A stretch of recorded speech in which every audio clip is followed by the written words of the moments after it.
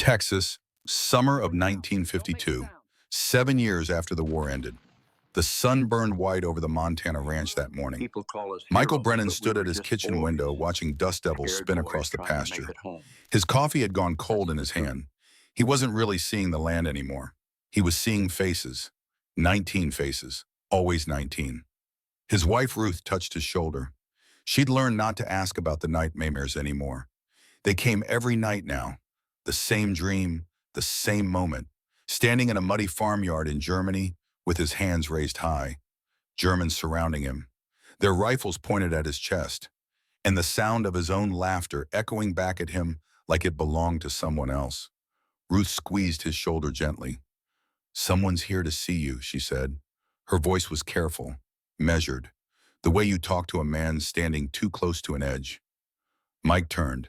Through the screen door, he could see a figure standing in the drive. A man, thin, one arm. One. He was holding a hat in his remaining hand, turning it nervously, the way a man does when he's not sure he'll be welcome.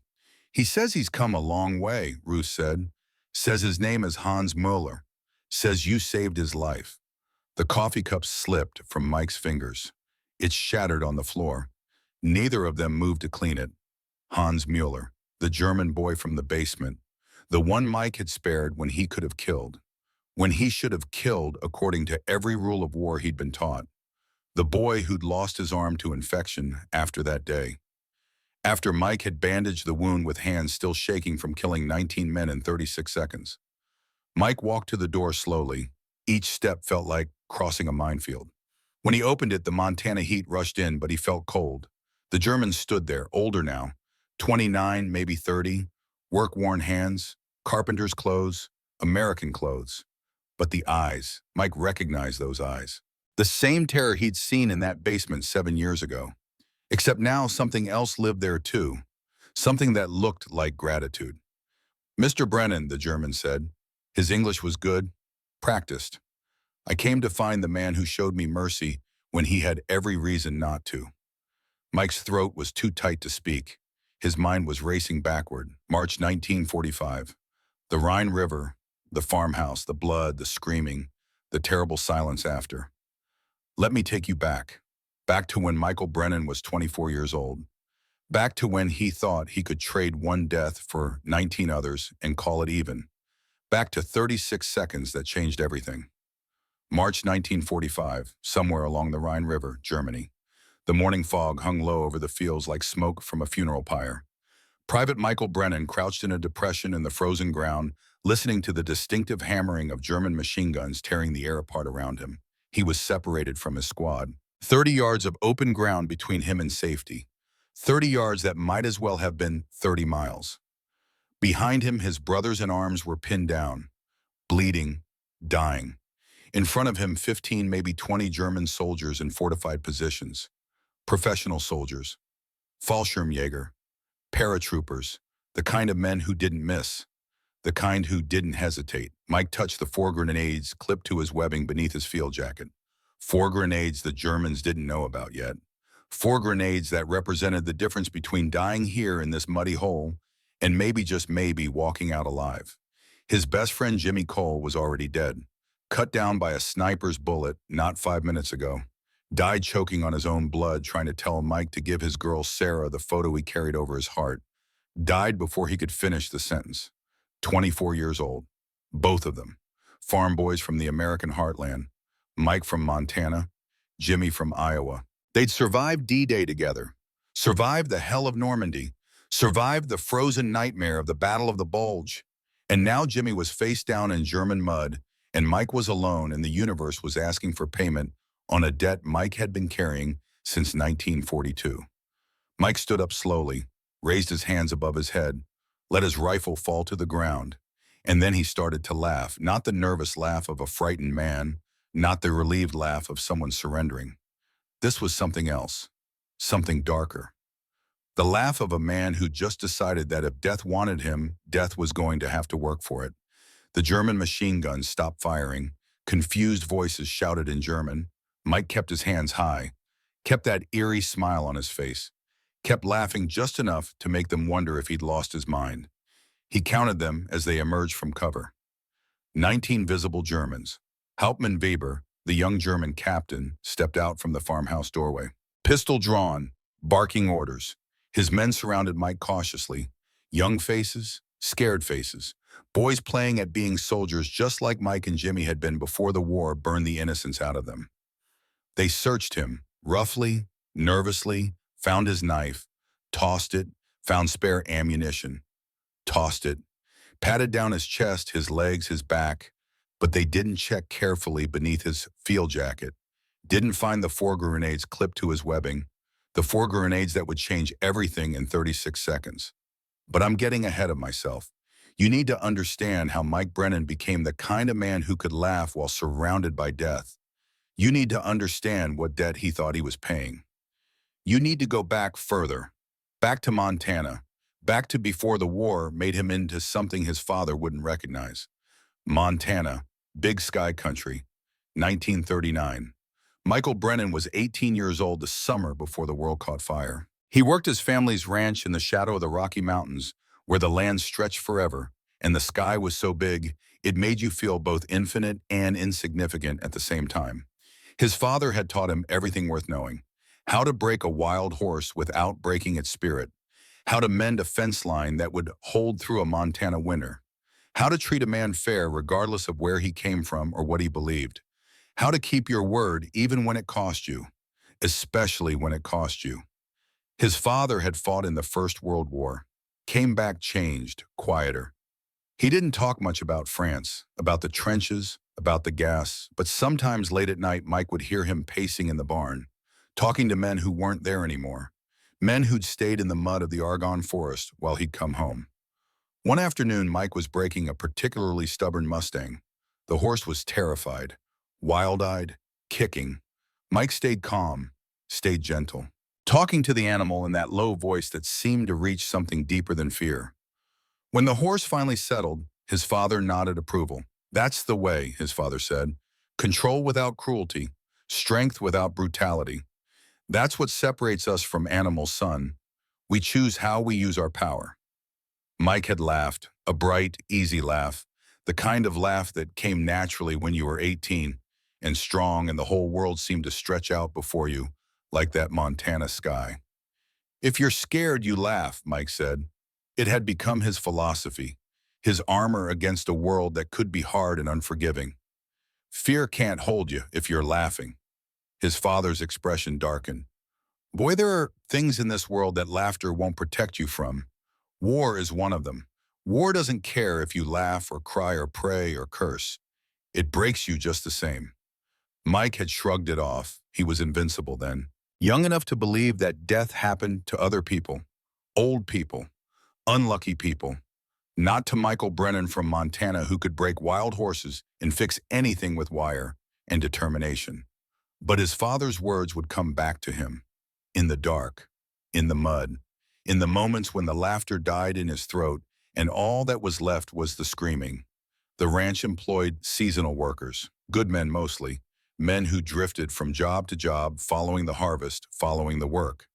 In December of 1942, Mike made a mistake, a simple mistake, the kind any young man could make. He told a worker named Jack Sullivan to take the truck into town for supplies. The roads were icy. Mike knew they were icy, but the supplies were needed and Mike was impatient and he sent Jack anyway. Jack never made it to town. The truck went off a switchback, fell 200 feet. By the time they found him, he'd been dead for hours. Mike stood at Jack's funeral, watched Jack's wife and 2 daughters cry, watched them lower a good man into frozen ground. And Mike knew it in his bones. He'd killed Jack Sullivan as surely as if he'd pushed him off that cliff himself.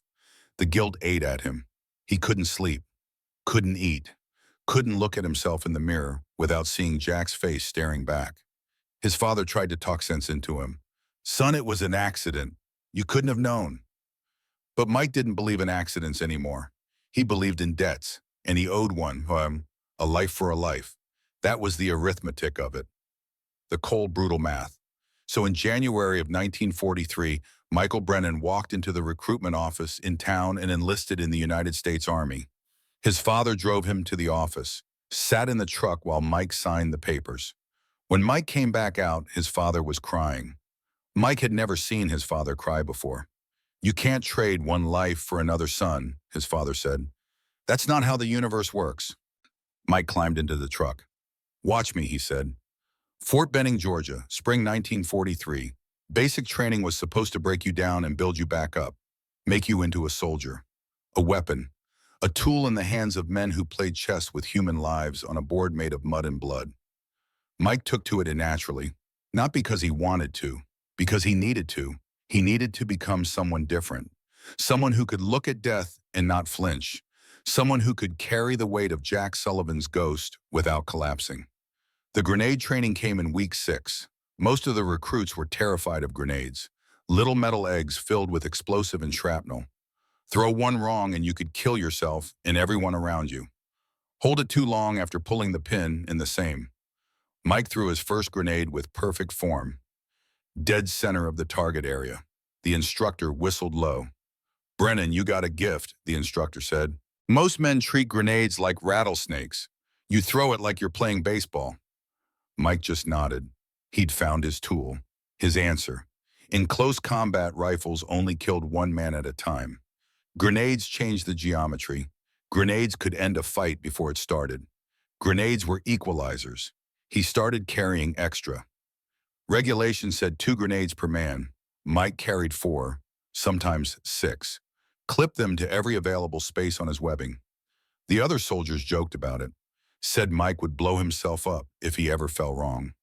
Said he clinked when he walked like a walking ammunition dump. Mike didn't care. He'd seen it in his nightmares. Seen himself surrounded, outnumbered, alone. And the only thing between him and death was the weight of those grenades on his chest.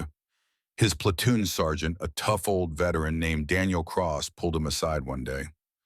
"Brennan, why do you carry so much ordnance? You planning on starting your own private war?" Mike met his eyes. "Because I've seen what happens when you run out of grenades and the enemy's still coming. Better to carry the weight than to die wishing you had one more." Cross studied him, seeing something in Mike's face that made him nod slowly. "All right, son, just don't blow yourself up. I got enough paperwork as it is." They shipped out to England in late 1943, joined the 2nd Infantry Division, trained for the invasion everyone knew was coming, trained in the rain, trained in the cold, trained until they could assemble and fire their weapons blindfolded, until they could navigate by compass in complete darkness, until they moved and thought and killed as one organism with one purpose. Mike met Jimmy Cole in England. Jimmy was 19, fresh-faced, still had that Iowa farm boy optimism that made you believe maybe, just maybe, they'd all make it through this thing alive. They bonded over shared backgrounds. Both farm boys. Both understood hard work. Both had left someone behind. Jimmy had Sarah, the girl who wrote him letters every week. Mike had Ruth, who'd promised to wait for him no matter how long it took. "You ever scared, Mike?" Jimmy asked one night. They were in their tent listening to rain hammer the canvas. D-Day was coming. Everyone knew it. You could feel it in the air, the waiting, the terrible anticipation. Mike considered the question. "Every damn day," he said finally. "But I laugh at it, make it smaller, turn it into something I can manage." "How do you do that? How do you make fear smaller?" "You don't," Mike said. "You just pretend you do, and sometimes the pretending is enough." Jimmy was quiet for a long time. "Then you think we'll make it through the invasion?" Mike wanted to lie, wanted to give his new friend the comfort of false hope, but he couldn't. "Some of us will," Mike said, "and some of us won't. That's all I know." June 6, 1944, Omaha Beach, Normandy. The landing craft ramp dropped and hell opened its mouth. The noise was beyond anything Mike had imagined, beyond anything human ears were designed to process. Machine guns, artillery, screaming. The metallic crack of bullets hitting the landing craft, the wet sound of bullets hitting flesh. Men fell before they even got off the ramp, fell into water that turned red within seconds. The ones who made it into the surf found themselves in chest-deep water with 60 pounds of equipment trying to drag them under. And all the while, German machine guns above them on the bluffs firing down into the mass of bodies like shooting fish in a barrel. Jimmy Cole froze, completely locked up. standing in the surf with bullets zipping past his head, unable to move forward or back, just frozen in that moment between life and death, waiting for the bullet that would decide which way he'd fall. Kid, Mike shouted over the chaos. You know what's funny? I came here to die, but now I really want to live. Isn't that hilarious? Jimmy stared at him like he'd lost his mind. Maybe he had, but the laugh broke through Jimmy's paralysis, made him move, made him run. And they ran together across that beach, through the bodies, through the blood, through the bullets that sang past their heads like angry hornets. They made it to the seawall, collapsed behind it, gasping, shaking, alive. Jimmy looked at Mike with something between gratitude and horror. You're insane, Jimmy said. Mike was still grinning, still laughing, even though his hands were shaking and his legs felt like water. Maybe, Mike said, but we're alive. That's all that matters. From that day forward, Jimmy Cole followed Mike Brennan through hell itself. Followed him because Mike had dragged him off that beach. Because Mike had shown him that laughter could be a weapon against fear. Because Mike had become the big brother Jimmy needed to survive. They fought through Normandy, through hedgerows where German machine gunners turned every field into a killing ground. Through villages where civilians cheered them as liberators while German snipers took shots from church steeples. Through the long, grinding push toward Germany. Mike's reputation grew. The ghost, they called him. The man who laughed at death. Who carried enough grenades to start his own war. Who survived things that should have killed him 10 times over. In September 1944, during the liberation of Belgium, their unit got pinned down in a flooded town. German machine gun nest had them trapped. Sergeant Cross took a burst to the chest. Went down hard, bleeding out in the icy water. Mike didn't think. Didn't plan, just grabbed 4 grenades and charged. The other soldiers watched in horror and awe as Mike ran straight at the German position. Laughing. Actually laughing as bullets kicked up water around him. He threw grenades with precision, timed throws, each explosion exactly where it needed to be. The machine gun went silent. Mike dragged Sergeant Cross back to safety. Cross survived. Barely. When he was stable enough to talk, he looked at Mike with something like fear in his eyes. Brennan, you're not right in the head, Cross said. Mike just smiled. Nobody here is Sarge. I'm just honest about it. But something had shifted in how the other soldiers looked at Mike. There was respect, but also distance. Like they weren't quite sure what Mike was anymore. Like he'd crossed some line between brave and something else. Something harder to name. By March 1945, the war was grinding toward its end. The 2nd Infantry Division was pushing toward the Rhine River. Germany's last great natural barrier. The final defense before the heart of the Reich itself. Mike had been in combat for 9 months straight. 9 months of watching friends die. 9 months of killing men who looked increasingly like terrified children. 9 months of carrying Jimmy Cole through hell, keeping his promise to keep the kid alive. On the night of March 11th, Mike and Jimmy shared a foxhole near the Rhine. Tomorrow they'd advance on a series of farmhouses that intelligence said were lightly defended. Easy duty, quick operation, in and out. Jimmy was nervous, more nervous than usual. He pulled out the photo of Sarah, looked at it in the dim light of their foxhole. Mike, if I don't make it, Mike cut him off. You'll make it, I'll make sure. How can you promise that? Mike touched the grenades on his webbing. 4 of them, like always, his insurance policy against the universe.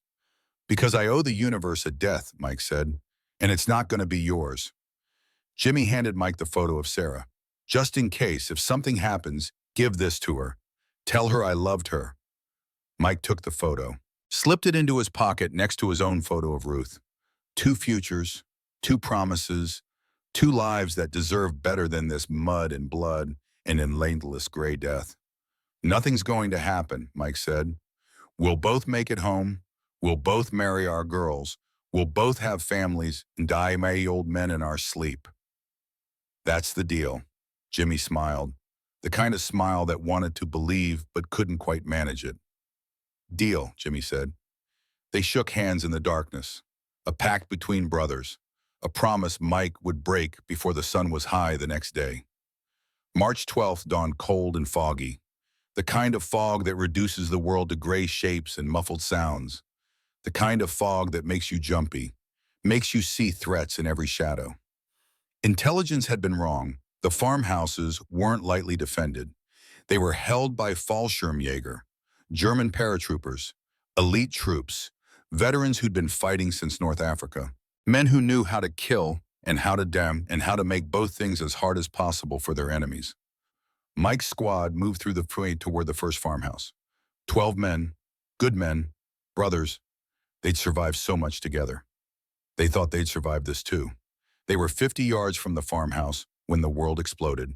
Machine guns from 4 positions at once.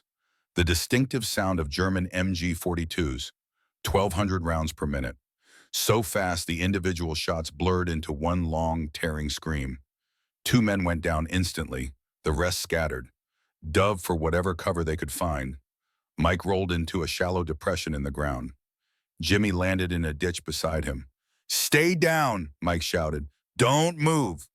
But Jimmy was panicking, the same paralysis that had gripped him on Omaha Beach.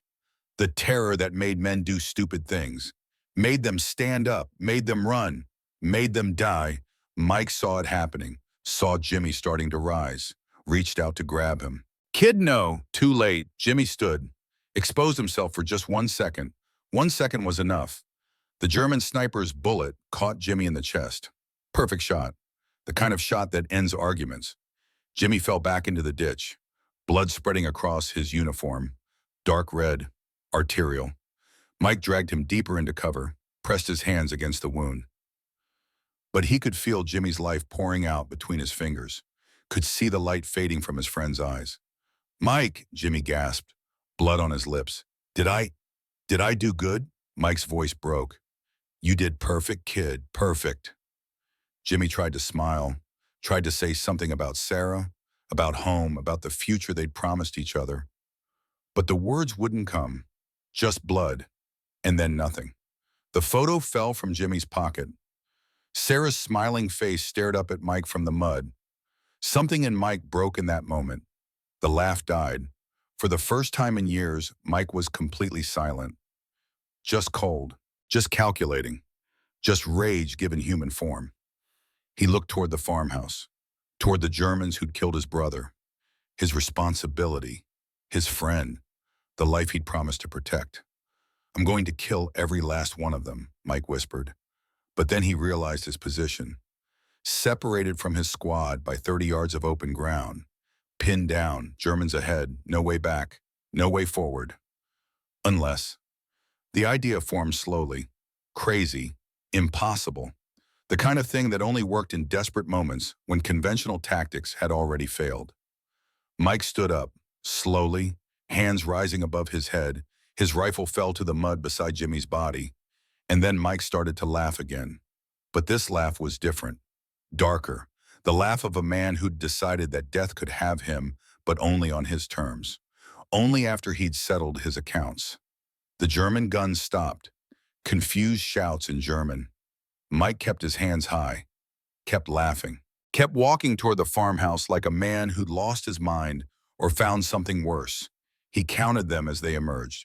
19 Germans, young Captain Weber and his men, surrounding him, searching him, missing the 4 grenades hidden beneath his jacket. 4 grenades, 36 seconds, 19 men about to die. This is where our story truly begins.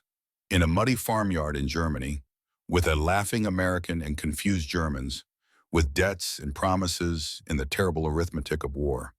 But you need to understand one more thing before we continue. Before I tell you about those 36 seconds, you need to see this moment from the other side, from the German perspective, from the eyes of the men who thought they'd captured a broken soldier, from the eyes of Hauptmann Friedrich Weber, who had no idea he was standing in a kill zone, who had 36 seconds left to live.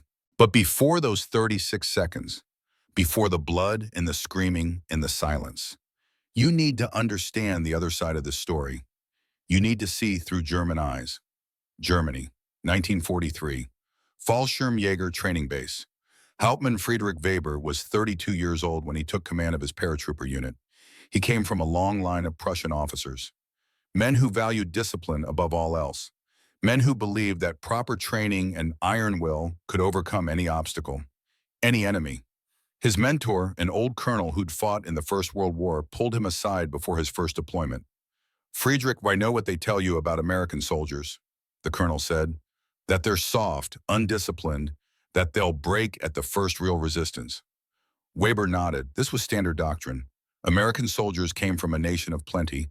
They didn't have the hardness, the edge that came from suffering, from sacrifice. "Don't believe it," the colonel said quietly. "I fought Americans in 1918. Their informality hides something dangerous. They fight like individuals, yes, but individuals who've decided to win. That makes them unpredictable, lethal." Weber dismissed the warning. He was young enough to believe in his training, his men, his superiority. He'd learned different. But by then it would be too late. By March 1945, Weber's unit had fought from North Africa to Normandy to the Rhine. They'd lost men, good men, friends, brothers. But they remained professional, disciplined, elite. Weber believed in his men, believed in their training, believed that even in defeat they could make the Americans pay for every inch of German soil. On the night of March 11th, Weber positioned his 19 remaining soldiers in and around a farmhouse complex near the Rhine.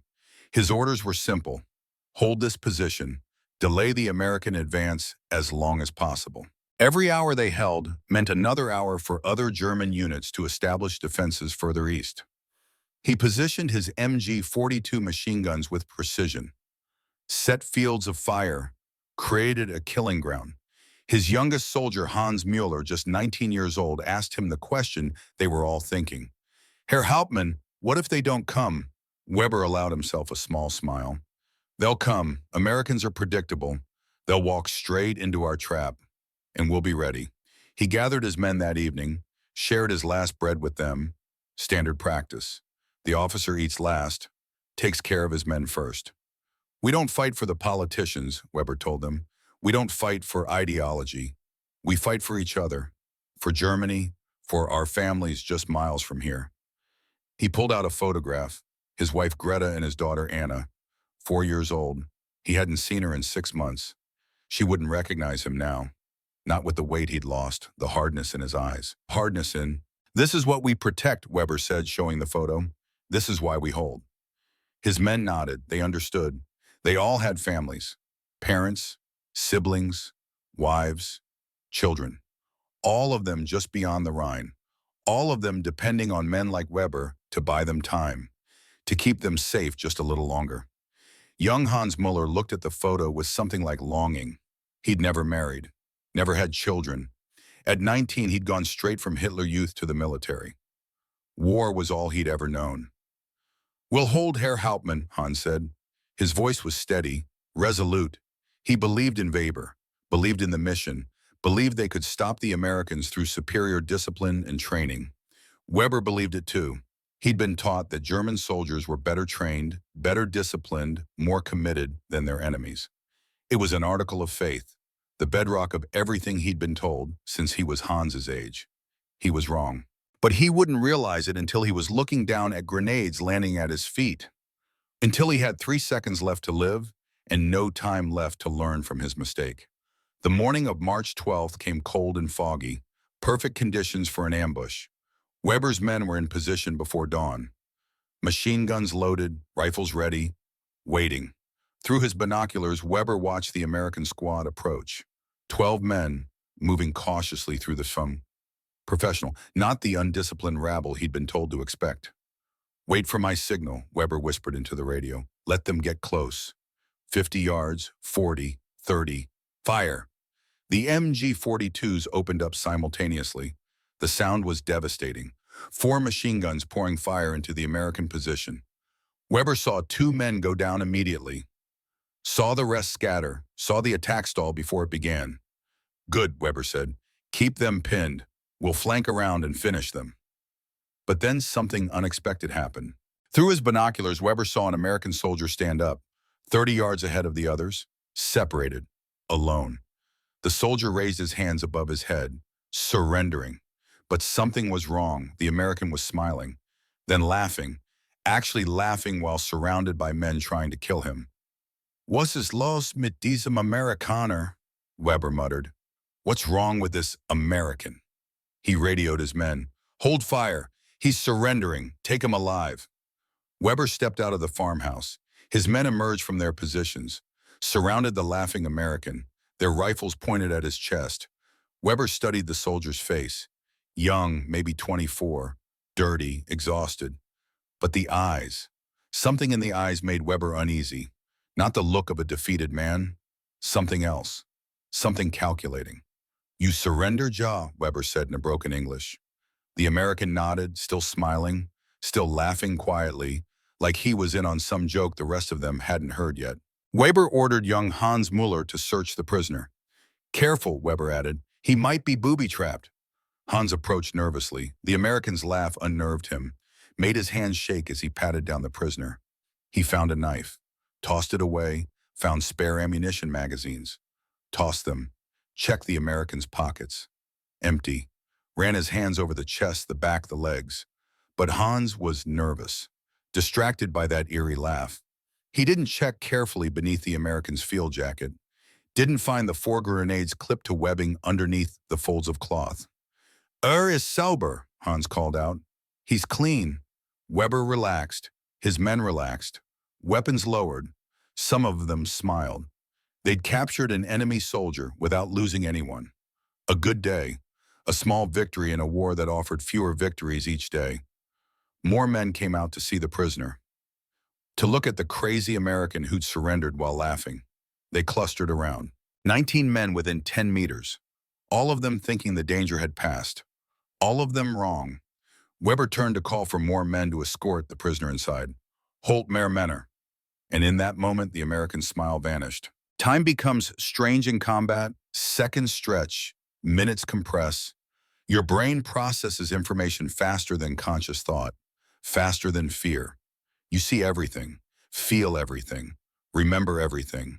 This is what happened in 36 seconds, second by second, beat by beat, life to death in the time it takes to tie your shoes. Second 0. Mike's hands dropped, the laugh died.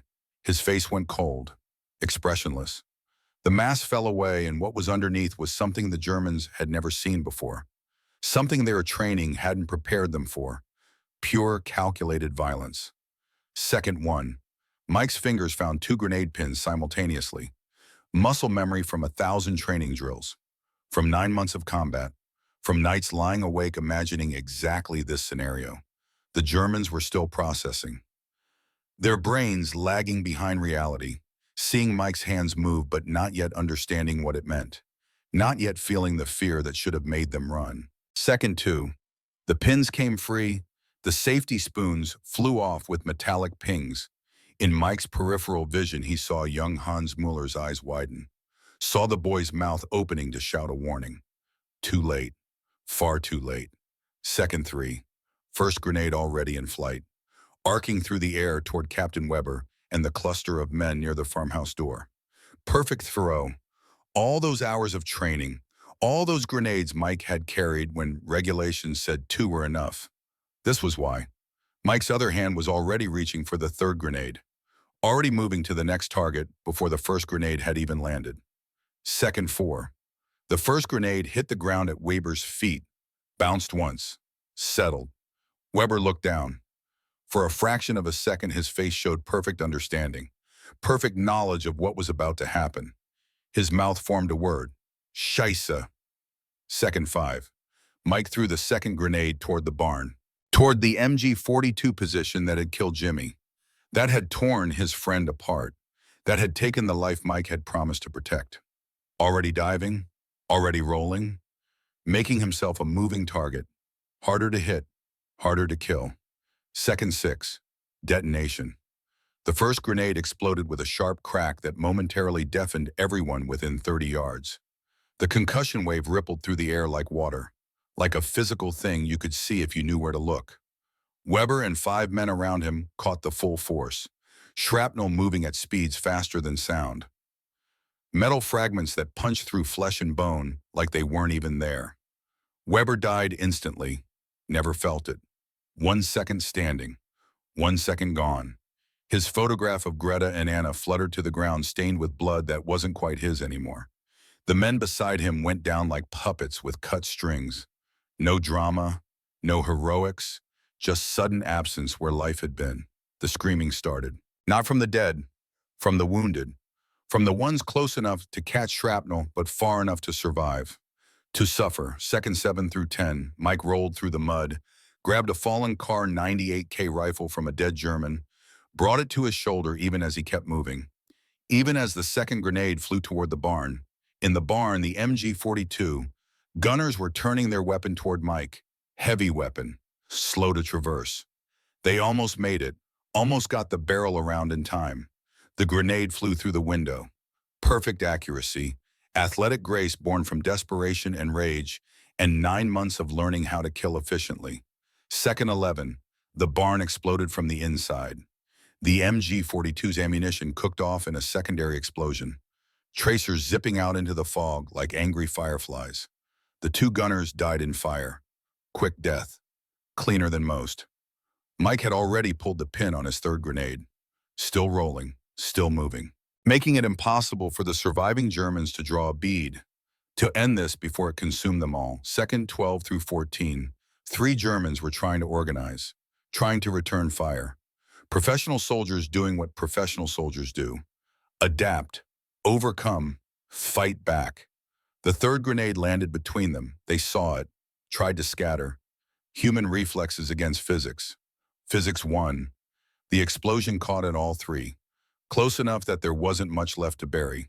Close enough that their mothers wouldn't recognize them. Close enough that death was instantaneous and absolute. Second 15 through 18. Mike rose to one knee, the Kar 98K rifle already at his shoulder, German weapon. He'd trained with captured equipment, knew the action, knew the sights, knew exactly how much pressure the trigger needed. 4 Germans behind the overturned farm cart, using it for cover, smart, disciplined, returning fire. Bullets cracking past Mike's head close enough to feel the displacement of air. Mike's last grenade, his fourth. He pulled the pin with his teeth, tasted metal and cosmoline, threw hard, put his shoulder into it. All his strength, all his hatred, all his grief for Jimmy Cole. Second 19, the grenade arced high, dropped behind the cart. No time to run, no time to throw it back, no time for anything but the sudden understanding that this was the end. Second 20 through 22, detonation 4. The farm cart disintegrated, wood and metal fragments joining the shrapnel. A storm of deadly debris that left nothing living in a 10-foot radius. 4 more Germans down, 4 more families getting telegrams, 4 more mothers learning that their sons wouldn't be coming home. 23 through 25. 2 Germans still standing, both wounded. One had caught shrapnel in his leg, the other in his arm. But they were soldiers, trained, disciplined, still trying to bring their weapons to bear, still trying to complete their mission even as their friends lay dead around them. Mike fired the Kar 98K, the crack of the rifle sharp and final. The first German fell. Perfect shot, center mass, the way they taught you in training. Bolt action, smooth, practiced. The spent casing ejected with a metallic ping. New round chambered, all of it automatic. Muscle memory taking over where conscious thought would have been too slow. Second 26, second shot. The last German went down. Tried to crawl, tried to reach his rifle. Tried to keep fighting even as his life poured out into German soil. Mike didn't fire again. Didn't need to. The man would be dead in seconds. No point wasting ammunition. Second 27 through 30. Complete silence. Or what passed for silence in the aftermath of violence. The ringing in Mike's ears from the explosions. The moaning of the dying. The wet sounds of men trying to breathe through punctured lungs. Smoke swirling through the fog. The chemical smell of explosives mixing with the copper smell of blood. The burnt smell of flesh. Mike stood slowly, the rifle still in his hands, looking around at what he'd done. Bodies everywhere, scattered in clusters matching where each grenade had fallen. 19 men, some dead, some dying, none of them able to fight anymore. Second 31 through 36. Mike dropped the rifle, looked at his hands. They were steady, not shaking, not trembling, just covered in dirt, in mud, in blood that wasn't his. He'd survived. Again. Impossible. Miraculous. 19 men had been trying to kill him, and not a single bullet had found him. Not even close. The laugh was gone now, that manic, terrifying laugh that had unnerved the Germans, that had made them think he was crazy or broken. He wasn't crazy. He was just a man who'd learned to weaponize fear, his own fear, their fear. Fear as a tool, as a strategy. And now he was standing in the center of carnage. 19 Germans dead or dying because they'd made one mistake. Because young Hans Muller had been nervous and hadn't checked carefully enough beneath Mike's jacket. One mistake. 36 seconds. 19 lives. Mike counted them methodically, confirming the number, making sure. Part of him couldn't believe it. Part of him was still expecting to wake up, to find out this was another nightmare like the ones that plagued him every night. But this was real. The bodies were real. The blood was real. The weight of what he'd just done settled over him like a physical thing, heavy, inescapable. Behind him he heard shouting. English. American voices. His squad was advancing, breaking from cover now that the German guns had gone silent. Sergeant Cross arrived first, stopped dead when he saw the scene. His face went pale. He'd seen a lot in 3 years of war, but nothing quite like this. Mother of God, Cross whispered, then louder, finding his voice. Brennan, what the hell did you do? Mike's voice came out flat, empty. All the emotion burned out of it. They didn't search me properly, Sarge. The rest of the squad arrived, stared in shock. Some of them were veterans, hardened men who'd seen terrible things, but they looked at Mike differently now, like they weren't quite sure what he was, like he'd crossed some line between soldier and something else, something darker. Mike turned away, started walking toward the farmhouse, needed to clear it, standard procedure, make sure no one was hiding inside, complete the mission even though the mission was already complete. He kicked in the door, rifle up, moving through the rooms with mechanical efficiency. In the basement, he found him, Hans Mueller, the young German who'd searched him, who'd missed the grenades, who was now cowering in a corner with a wound in his arm bleeding badly. Hans looked up, saw Mike silhouetted in the doorway, saw death coming for him. His face showed pure terror, the kind of fear that strips away everything civilized and leaves only the animal underneath. Bitte, Hans whispered. Please. Bitte nicht töten. Please don't kill me. Mike raised the rifle, sighted down the barrel. His finger found the trigger. Light pressure. Just a few more pounds and it would be over. 20 Germans instead of 19. Round numbers, neat, final. He looked at Hans's face, saw terror, saw youth, saw himself at 19 before the war had burned the innocence out of him. Hans was crying now, shaking, waiting for the bullet that would end his war, end his life, end everything. Mike lowered the rifle. You're just a kid, Mike said quietly. He slung the rifle over his shoulder, pulled out his first aid kit, knelt beside Hans, started working on the wound. Efficient, professional, the same care he'd give to one of his own men. Hans stared at him in shock, not understanding, his brain unable to process this. The American had just killed his entire unit, should kill him too. That was how war worked. That was the logic of it. But Mike was bandaging his wound, stopping the bleeding, being gentle despite the violence that had preceded this moment. War rum, Hans managed to say. Why, Mike met his eyes. Because I already killed enough for one day. He pulled out his canteen, held it to Hans's lips. Let him drink. Water. Simple. Life-giving. We're not monsters, Mike said, despite what your leaders told you. Hans took the water, drank. His hands were still shaking, still expecting this to be a trick, a cruel game before the inevitable execution. But Mike just kept working, kept bandaging, kept showing mercy when he had every reason and right and justification to show none. When the wound was wrapped, Mike sat back, studied the German boy's face, saw fear, saw confusion, saw something like gratitude struggling to form. Du bist? Hans struggled for English words. You are not what they said, what they told us. Mike allowed himself a small, sad smile. Neither are you, kid. American medics arrived, took over Hans's care. Their efficiency and competence shocked the young German. He'd been told Americans were incompetent, soft, unable to do the hard things that war required. But they were professional, careful. They treated him like he was one of their own. Like the war didn't matter in that moment. Only the wound, only the suffering that could be eased. Hans watched Mike walk away. Watched the American who'd destroyed his unit and then saved his life. His mind trying to reconcile two opposite truths, unable to fit them together into something coherent. The American medic saw Hans staring. "That's Brennan," the medic said in bad German. "We call him the Ghost.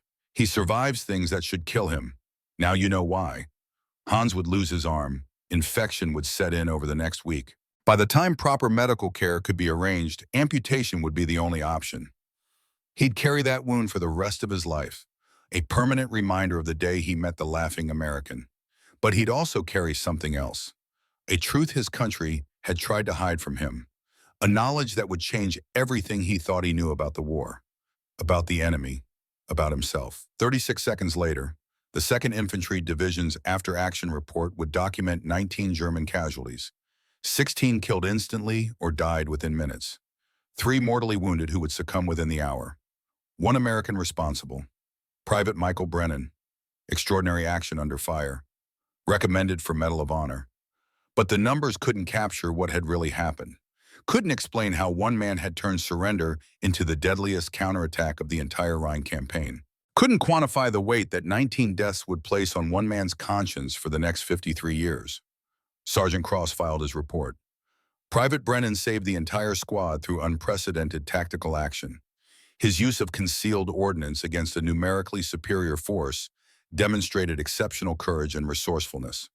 But when Cross talked to Mike later, away from the officers and the official reports, his words were different. "I've seen men do impossible things in this war, Brennan. But what you did today, that wasn't just impossible. That was something else." "What was it, Sarge?" Cross was quiet for a long time. "Terrifying," he finally said. "You terrified them. You terrified me, and I'm on your side." Mike sat alone after that, pulled out 2 photographs, Jimmy Cole and his girl Sarah. Sarah smiling at a camera, unaware that the man who loved her was already dead, unaware that Mike had failed to keep his promise, had let Jimmy die. The second photograph was his own, Ruth, waiting for him in Montana, writing letters every week, believing he'd come home, believing they'd have that future they dreamed about. Mike folded both photos carefully, put them back in his pocket, next to his heart. 2 futures, one impossible now, one uncertain.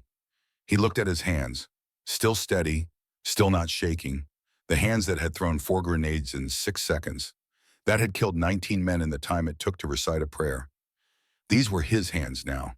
These were what the war had made them, tools for ending lives, instruments of violence so efficient it frightened even his own comrades. The debt he'd carried since Jack Sullivan's death. It hadn't been paid through his survival. It had only multiplied, 19-fold. The universe didn't work that way. You couldn't trade lives like currency. You couldn't balance one death against 19 others and call the scales even. He'd survived. Jimmy hadn't. 19 Germans hadn't. And Mike was still here, still breathing, still carrying weight that got heavier with every passing moment. That night, Mike made a simple sketch in his field notebook. 19 small shapes, grenades, 1 for each German, a permanent record, a debt he'd never be able to repay, a weight he'd carry until the day he died. The other soldiers started to avoid him. Not obviously, not overtly, but there was distance now, space that hadn't been there before. They respected him, maybe feared him a little, but they didn't want to get too close. Like violence was contagious.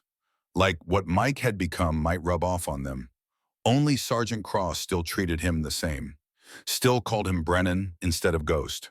Still sat with him when everyone else found reasons to be somewhere else. "You know they're recommending you for the Medal of Honor," Cross said one evening. Mike just nodded. "How do you feel about that?" "I feel like they should give it to Jimmy Cole," Mike said. "He's the one who deserves it. Jimmy got himself killed by standing up when he should have stayed down. He got killed trying to be brave. I got 19 men killed trying to survive." Cross lit a cigarette, offered one to Mike. They smoked in silence for a while. War doesn't give medals for the right reasons, Cross finally said. It gives medals for results. You got results. Is that what we call it? Results? What would you call it? Mike was quiet for a long time. A debt I'll never be able to pay. 3 weeks passed, the war ground forward. The 2nd Infantry Division pushed deeper into Germany. Every day brought them closer to the heart of the Reich. Every day felt like it should be the last day. But the killing continued. Mike stopped laughing. The other soldiers noticed.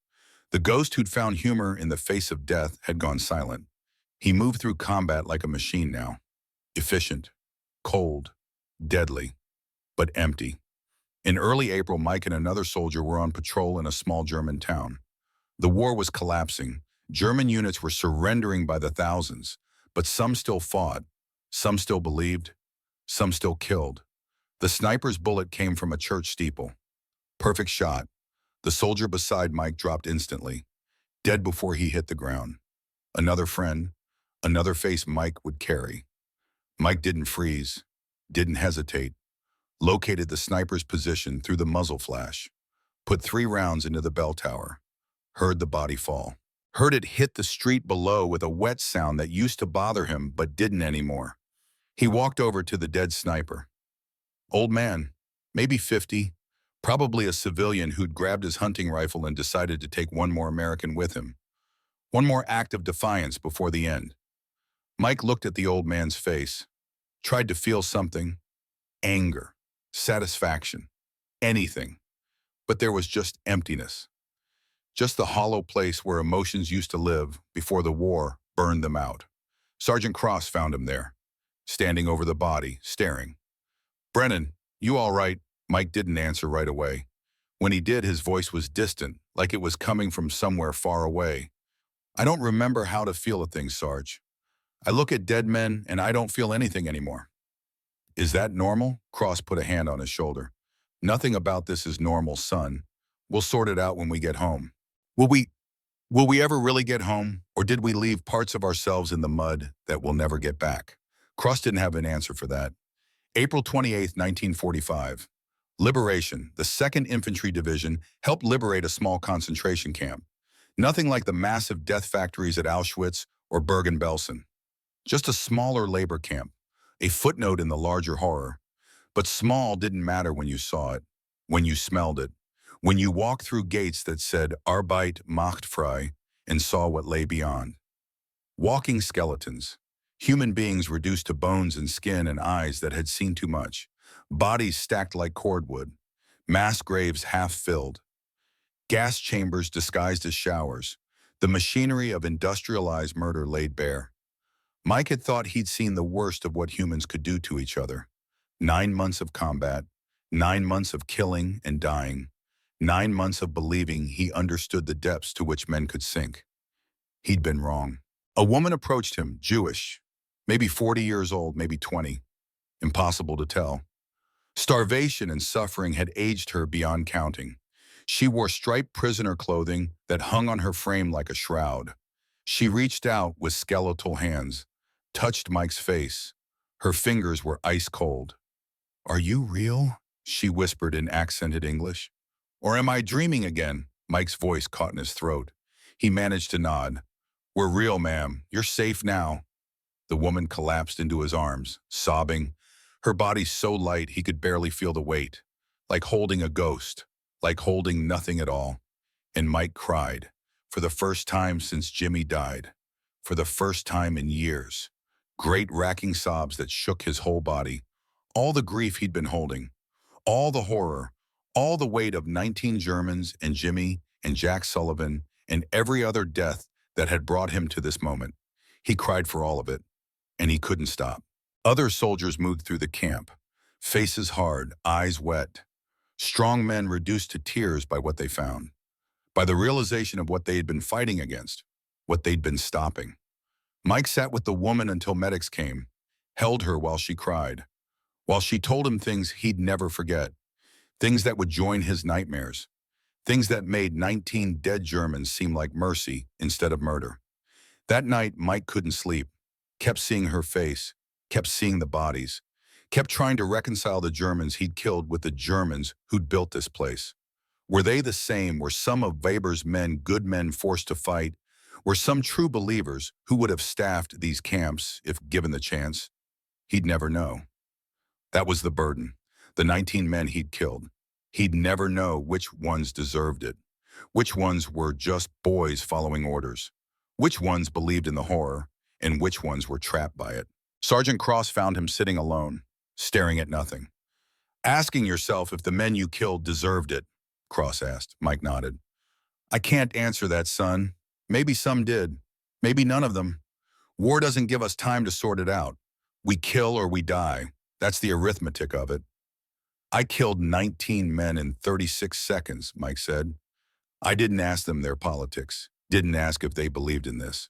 He gestured toward the camp. I just killed them because they were in my way. And if you hadn't, they'd have killed me, killed you, killed the whole squad.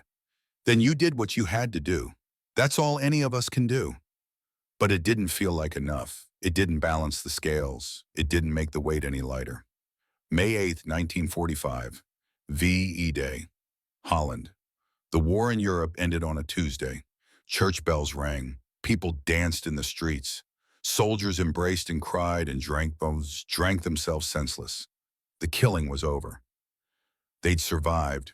They were going home. Mike sat alone in his tent, looking at two things: Jimmy's photograph of Sarah and the sketch he'd made. 19 small grenades, one for each life he'd taken. Sergeant Cross entered without knocking. War's over, Brennan. Come celebrate. Can't, Sarge. Why not? Because it's not over for me. Don't think it ever will be. Cross sat down beside him. Two veterans, two survivors, two men carrying weights that would never fully lift. It's not over for any of us, Cross said quietly. We'll carry this until we die. But we survived. That counts for something. Does it? I survived. Jimmy didn't. 19 Germans didn't. What does it mean? It means you have time to figure that out. They don't. Mike learned that week that his Medal of Honor recommendation had been downgraded to a Silver Star. The reason was technical. His fake surrender could be interpreted as a violation of the Geneva Convention. Ruse of war versus perfidy. A fine line that lawyers argued about while Mike just felt relieved. He didn't want a medal, didn't want recognition, didn't want to stand on a stage while people celebrated him for killing 19 men. Even if those 19 men had been trying to kill him. Even if he'd had no choice. The ceremony was brief.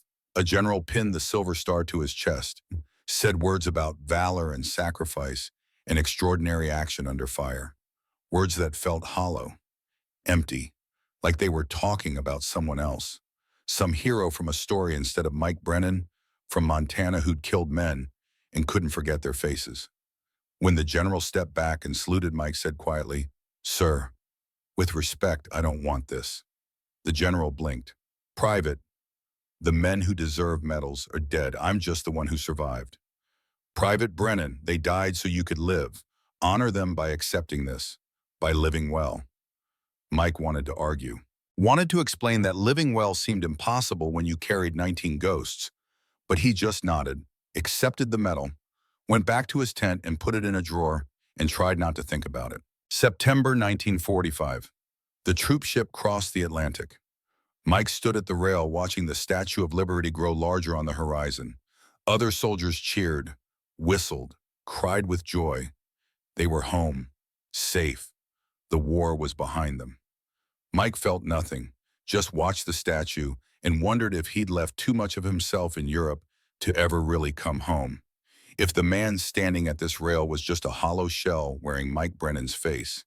His father met him at the train station in Montana, stood on the platform in his work clothes. Aged 10 years in the three, Mike had been gone. When Mike stepped off the train, his father's face crumpled, seeing what the war had done to his son, seeing the emptiness in his eyes. They embraced. Mike's father held him tight, like he could squeeze the war out of him through sheer force of will, through love, through the stubborn refusal to accept that his boy was gone and only a soldier remained. "Welcome home, son," his father said. "It's over now." Mike wanted to believe him, wanted to believe that crossing an ocean and changing clothes could make it over. But he knew better. "Is it, Dad? Is it really over?" His father pulled back, looked at Mike's face, saw something there that made him nod slowly, sadly. No, son, I suppose it's not, but you're home. That's something. Ruth was waiting at the ranch. She'd kept the place running while Mike was gone, kept his room exactly as he'd left it, kept believing he'd come back, that they'd have the future they'd promised each other. When she saw him, she ran, threw her arms around him, kissed him like she could erase 3 years of war with love and faith and stubborn hope. Mike held her, breathed in her scent, tried to feel something, tried to reconnect with the part of himself that had loved her, that had dreamed of this moment through months of mud and blood and death. But it was like trying to feel through layers of ice. Like his emotions were there somewhere but buried too deep to reach. They married in December. Small ceremony. Just family. Mike wore his uniform. Ruth wore her mother's dress. They said their vows in the same church where they'd been baptized as children, where they'd sat through Sunday services dreaming of growing up and getting out and seeing the world. Mike had seen the world, had seen too much of it, had seen things he could never unsee, could never share with Ruth because she'd been here safe while he'd been there killing. The wedding night, Mike woke screaming. Nightmare. Weber's face looking down at the grenade. Hans crying in the basement. Jimmy's blood in the mud. All of them demanding answers Mike couldn't give. Ruth held him, rocked him, whispered that it was over, that he was safe, that she was here. But Mike couldn't explain, couldn't tell her that safe didn't exist anymore, that the war lived in him now, that every night he went back to that farmyard and killed those men again and again and couldn't stop. Tell me what you saw, Ruth said. Let me help. You can't help. You weren't there. Then make me understand. I can't. If I told you what I did, what I see, what I became, you'd leave. You'd have to. Ruth's voice was firm. Try me. But Mike couldn't. The words wouldn't come. How do you tell the woman you love that you killed 19 men in 36 seconds, that you showed mercy to one, and he's the one you think about, that you can't remember how to feel things anymore, so he stayed silent, built walls, pushed her away without meaning to, lived in the same house but separated by an ocean of things he couldn't say. He worked the ranch, dawn to dusk, physical labor that exhausted him enough that sometimes he could sleep. Sometimes he could go a whole night without the screaming, without Ruth waking him with tears in her eyes and fear on her face. He built things, a new barn, fences, corrals, anything that required his hands and his back and his strength. Creation instead of destruction. Building instead of breaking. Like he could balance the scales through sheer physical effort, through enough nails and boards and sweat. In the barn away from the house where Ruth might see Mike built something else. A memorial. 19 stones arranged in a circle. One white cross in the center. Jimmy's name carved into it. Mike would sit there at night, 3 in the morning when the nightmares wouldn't let him sleep. Sit with his dead, with the men he'd killed and the friend he'd failed to save. Ruth found him there one night, followed him when he slipped out of bed, stood in the barn doorway, watching him sit among the stones. She didn't say anything at first, just sat down beside him, put her head on his shoulder, waited. I killed them, Mike finally said. All 19, in less than a minute, and I can't undo it. No, Ruth said, you can't. So what do I do? How do I live with it? Ruth was quiet for a long time. Then you live a life that honors them. You build instead of destroy. You create life instead of taking it. You show mercy where you can, kindness where you can. You make their deaths mean something by living well. How do I do that? One day at a time, one choice at a time, one act of creation at a time. Mike looked at the stones, at Jimmy's cross, at the weight of 19 lives pressing down on him. I don't know if I can. You can, Ruth said, because you're not doing it alone. They sat together in the darkness, among the dead, among the ghosts. And slowly, very slowly, Mike began to believe that maybe she was right.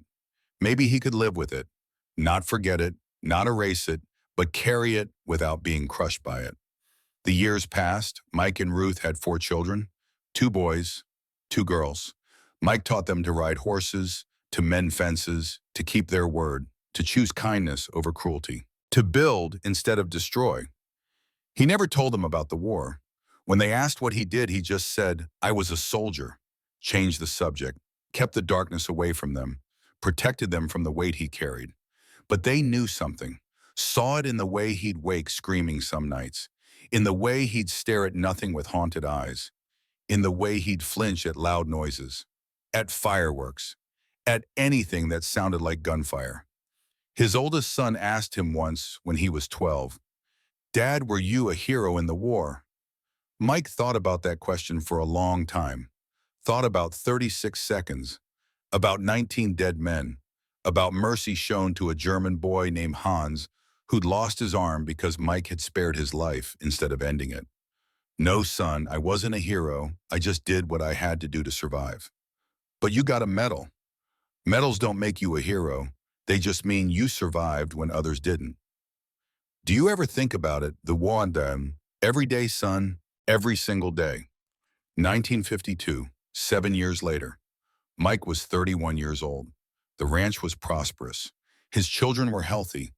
Ruth loved him despite the walls he'd built, despite the nightmares, despite the darkness he couldn't fully shake. He'd learned to live with the weight, not happily, not easily, but he'd learned. Built 19 structures on the ranch over 7 years. A barn, fences, corrals, a well, a smokehouse, a storage shed, a chicken coop, a stable, a root cellar, a workshop, a granary, a hayloft, a spring house, a tool shed, a wood shed, a potting shed, a milk house, a feed room, a tack room, 19 acts of creation to balance 19 moments of destruction. He'd helped other veterans too, men who came back broken, who couldn't sleep, who couldn't adjust, who carried their own weights and their own ghosts. Mike would sit with them, share coffee, share silence, share the understanding that only came from being there, from knowing. He never spoke at length about what he'd done, but word had gotten around. The ghost, the man who'd killed 19 Germans in 36 seconds. The legend had grown, been embellished, been turned into something it wasn't. So when the 2nd Infantry Division announced their 7-year reunion in Denver, Mike almost didn't go, didn't want to be celebrated, didn't want to relive it, didn't want to see the faces of men who'd been there, who knew what he'd become in those 36 seconds. But Ruth insisted, "You need to see them. They're the only ones who understand." So Mike agreed, drove to Denver, checked into the hotel where 200 veterans had gathered. Men in their 30s now, civilians, businessmen, fathers, husbands, men trying to build lives on top of the ruins of what the war had made them. Sergeant Cross was there, older, grayer, running a hardware store in Pennsylvania. He embraced Mike like a brother. "Brennan, never thought you'd come." "Almost didn't. Glad you did. Men have been asking about you, about what happened at the farmhouse." Mike's jaw tightened. "I don't want to talk about it. They want you to speak, tell the story, help them understand." Understand what? How to kill 19 men in 36 seconds, that's not something they need to understand. "No," Cross said. "They need to understand how to live with what we did, how to carry it, how to build something after." "You're doing that. They need to hear it." Mike wanted to refuse, wanted to get in his truck and drive back to Montana, back to his safe walls, his controlled life, his carefully maintained distance from the war. But before he could speak, the ballroom door opened. A man walked in, thin, one arm, wearing American clothes, moving with the careful precision of someone who'd learned to do everything left-handed. The man's eyes scanned the room, locked on Mike, and Mike's breath caught in his throat. Hans Mueller, the German boy from the basement, the one Mike had spared, the one who'd lost his arm to infection after that day in March 1945. Hans walked across the room, every eye on him. 200 veterans watching a former enemy approach their comrade, tension filling the space, old instincts rising, old hatred stirring. Hans stopped in front of Mike, extended his one hand. "Mr. Brennan," Hans said. His English was good, practiced, American accented. "I am Hans Mueller. You saved my life in 1945. Mike stared, unable to process this, unable to believe that one of his 19 ghosts had just walked through the door. Except Hans wasn't a ghost, was alive, was here, was holding out his hand like this was normal, like 7 years could erase a war. Mike's hand shook as he gripped Hans's. You're alive, because you chose mercy over revenge. The room was completely silent.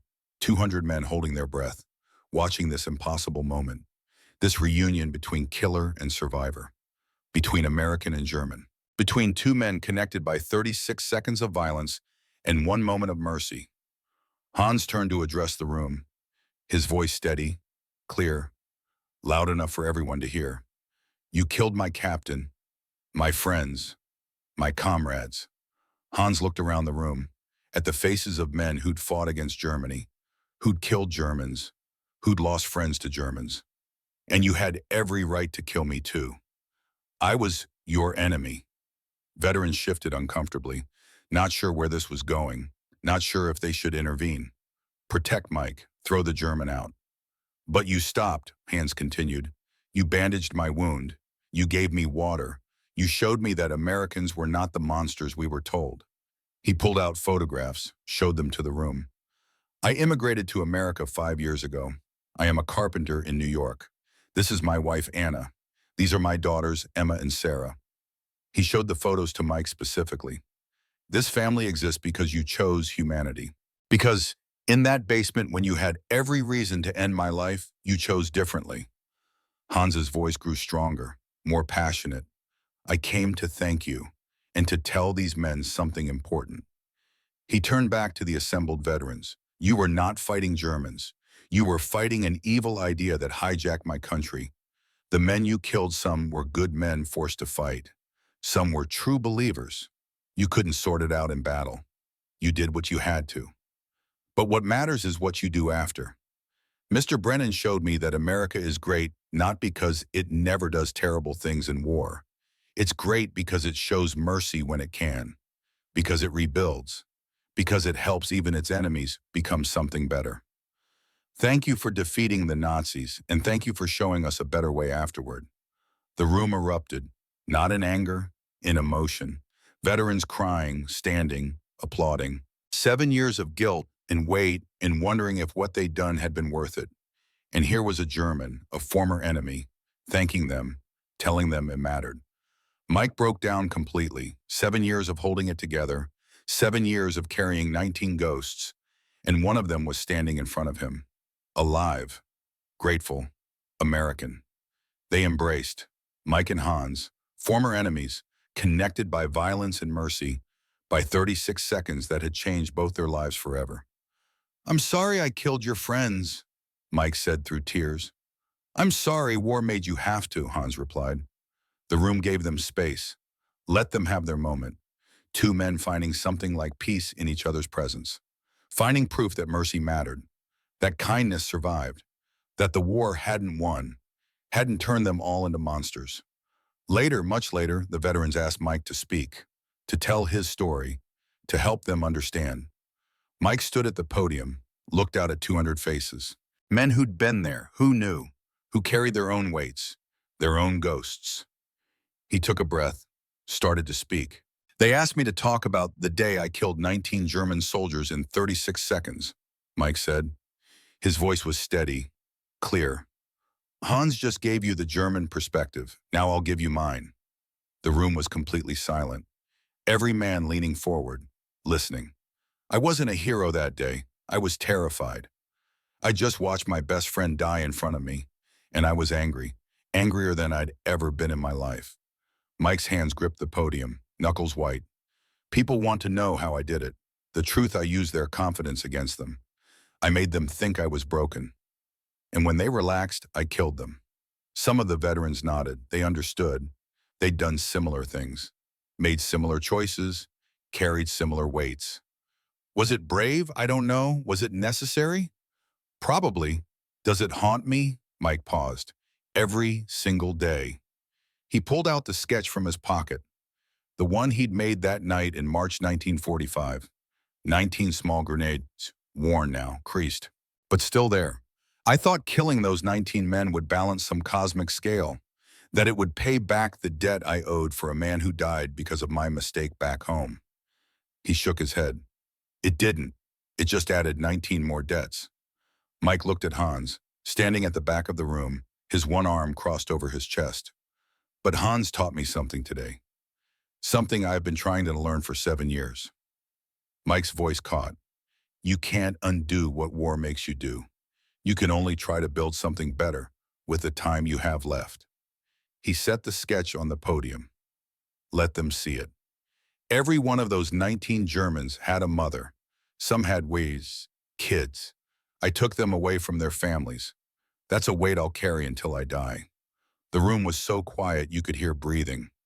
Hear the rustle of uniforms as men shifted in their seats. But if this story has any value, it's this. Mike stood straighter. We survived. Not because we were better killers, though sometimes we were. We survived because when the killing stopped, we showed mercy. We rebuilt. We fed our enemies. We helped Germany become a democracy. He looked around the room, met eyes, saw tears on hard faces. That's what makes us Americans. Not the 36 seconds of violence, the 7 years of building that comes after. The choice to show mercy when we don't have to. The decision to help instead of hate. Mike's voice grew stronger, more certain. I've built 19 things on my ranch in 7 years. A barn, fences, corrals, a well, a smokehouse, 15 other structures. One for each German, 19 acts of creation to balance 19 moments of destruction. Some of the veterans were crying now, nodding, understanding. That's my message to you. If you survived, you owe it to the ones who didn't to live a life worth the cost. Not to forget them, but to honor them by being better than the war made us.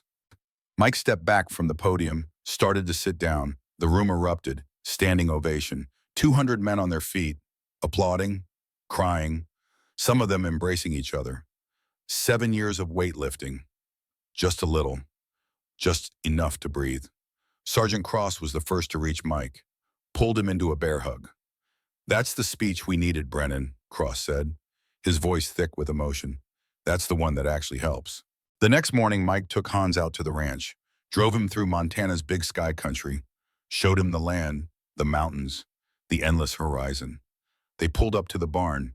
Mike led Hans inside. Hans stopped when he saw it. The memorial, 19 stones arranged in a perfect circle, one white cross in the center with Jimmy's name carved into it. You remembered them all, Hans whispered. Every single one, Mike said, even though I never knew their names. Hans walked slowly around the circle, his fingers trailing over the stones. Then he knelt, started placing wildflowers he'd picked along the drive on each stone, one flower for each man. This would be Weber, Hans said, touching one stone. And this Schmidt, this one Hoffman. He went around the circle, naming them, giving them back their identities. Werner, Becker, Fischer, Zimmermann, Richter, Schneider, Bauer, Koch, Wagner, Schultz, Meyer, Klein, Wolf, Neumann, Lang, Braun. And this was my friend Carl. We trained together. He was going to be a teacher after the war. Mike knelt beside him, both men crying now. They were my comrades, Hans said. They died in war. That's all. Just war. Mike added his own flowers to Jimmy's cross. He was my brother. He died trying to be brave. That's all. They sat together in the barn, among the dead, among the stones. Two men on opposite sides of a war that had tried to make them hate each other, and failed. Do you still have nightmares? Hans asked. Every night, Mike said. Every night. Guess some wars never end. Hans looked at him. No, but we don't fight them alone anymore. They sat in silence for a long time, the Montana wind whistling through the barn, the sun streaming through cracks in the boards, dust motes dancing in the light. Finally, Hans spoke again. You asked if you balanced the scale, yes. Mike nodded. You didn't balance it, Hans said. You tipped it toward good, toward mercy, toward the kind of world worth building. Mike wanted to believe him, wanted to believe that 7 years of building could outweigh 36 seconds of destruction.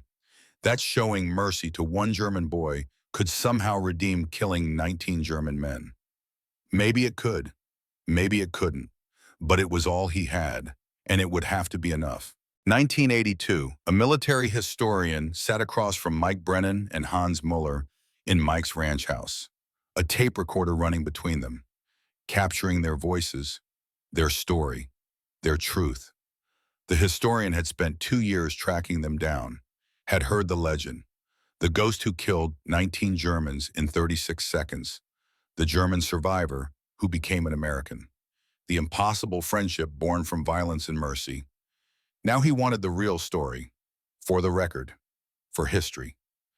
Mr. Brennan, the historian said, people call you a hero. How do you feel about that? Mike was 61 now, silver-haired, weathered by 6 decades of Montana sun and wind, but his eyes were the same, still haunted, still carrying weight. I'm not a hero, Mike said, his voice rough but steady. Heroes are people who had a choice and chose right. I just tried to survive, and I did at a terrible cost. But you showed mercy to Hans when you could have killed him. Mike glanced at Hans, his old friend, his former enemy, the proof that mercy mattered. That's the only part I'm proud of, Mike said. Not the killing, the mercy. That's the only moment from that day I can look at without shame. The historian turned to Hans. And you, Mr. Mueller, what do you want people to know about Mike Brennan? Hans leaned forward, his empty sleeve pinned carefully. He was 56 now, a master carpenter despite the missing arm, an American citizen for 30 years, a father, a grandfather. Mike Brennan saved my life twice, Hans said. Once in that basement when he chose not to shoot, and once when he showed me that my country had lied to us about what Americans were really like. That second salvation changed everything. He smiled at Mike. My friend here thinks he owes the world a debt, that he took 19 lives and can never balance the scales. Mike nodded. That weight never lifted. Not really. But I tell him, Hans continued, those 19 men, some would have become good people after the war. Some would have stayed bitter. We'll never know, but I know this. Because Mike showed mercy to me, I had the chance to become something better than what the war made me. Hans pulled out a photograph, showed it to the camera, to the historian, to posterity. My children, my grandchildren, all Americans, all living good lives, building things, creating things. That's Mike's real legacy, not the killing. The life he allowed to continue. The historian asked them to describe that day in March 1945, to walk through the 36 seconds, to explain the weight they'd carried for 37 years. They did, haltingly, painfully. 2 old men reliving the worst moments of their lives, for history, for understanding, so that maybe someone somewhere could learn something from their suffering. When they finished, the historian asked one final question. If you could change anything about that day, what would it be? Mike and Hans looked at each other, a long look, carrying decades of friendship, of understanding, of shared weight. I wish Jimmy Cole had stayed down, Mike said quietly. I wish Weber had listened to his mentor about Americans. I wish the war had never happened. I wish a lot of things. But wishing doesn't change anything, Hans added. We live with what happened. We build with what remains. That's all we can do. Mike nodded. That's all anyone can do. The historian clicked off the recorder. Thanked them, left with hours of tape, the raw, unvarnished truth of what war does to men, how it breaks them, and how sometimes mercy can put a few pieces back together. After he left, Mike and Hans sat on the porch, watching the sun set over the Rockies, drinking coffee, comfortable in the silence of old friends who've said everything that needs saying. Think we balanced it, Mike asked. The question he'd been asking for 37 years. Hans considered. I think we did better than balance it. I think we built something good from the rubble. That counts for something. Does it count for 19 lives? Maybe not, but it counts for mine, and that's not nothing. Mike smiled, a real smile, not the manic laugh of the ghost, just the quiet satisfaction of a man who'd done his best with an impossible burden. No, Mike agreed, that's not nothing. 1998. Autumn. Michael Brennan died on a Tuesday, heart attack, quick, painless. He was 77 years old, had lived 53 years past the day he should have died in a German farmyard. Ruth was with him, holding his hand, their children and grandchildren nearby. A good death, as good as death gets.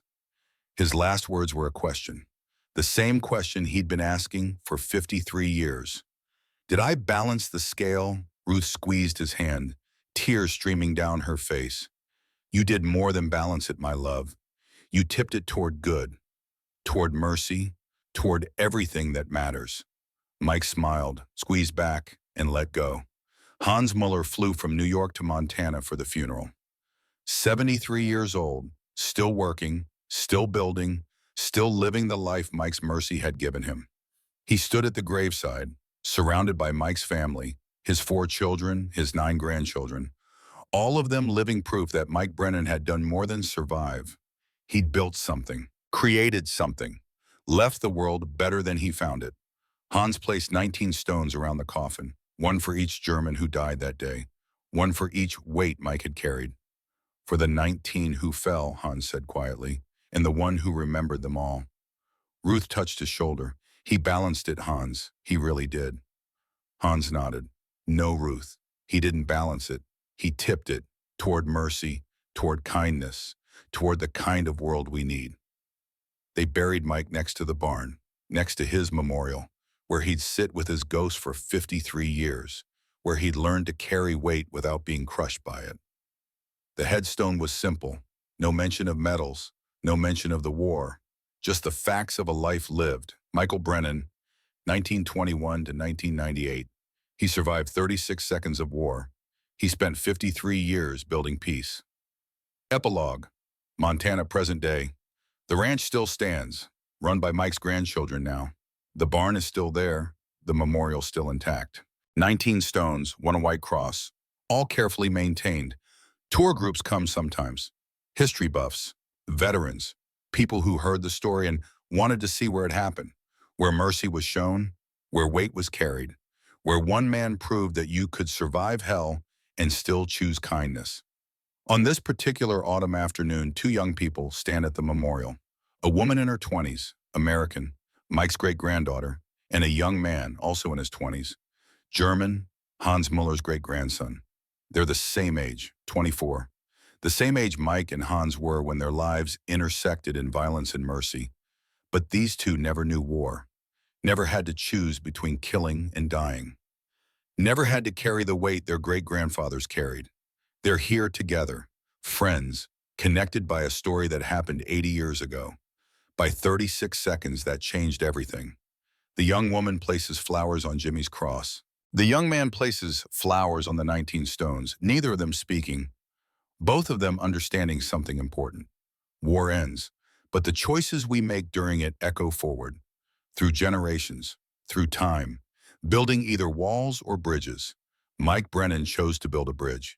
With mercy, with kindness, with 53 years of saying yes to life instead of death. And that choice ripples forward. Still, always, the 2 young people walk back toward the ranch house, laughing, planning their futures, living the lives their great-grandfathers bought with blood and mercy and 53 years of building. In the barn, the Montana wind whistles through the boards. The sun streams through the cracks. Dust motes dance in the light. And if you listen closely, you might hear something. Not laughter, not screaming, not the sounds of war, just peace hard-won, carefully built, maintained by remembering. The war ended in 1945. But for Mike Brennan, the real battle lasted 53 years. The battle for his soul, for redemption, for proof that mercy matters. And in the end, he won.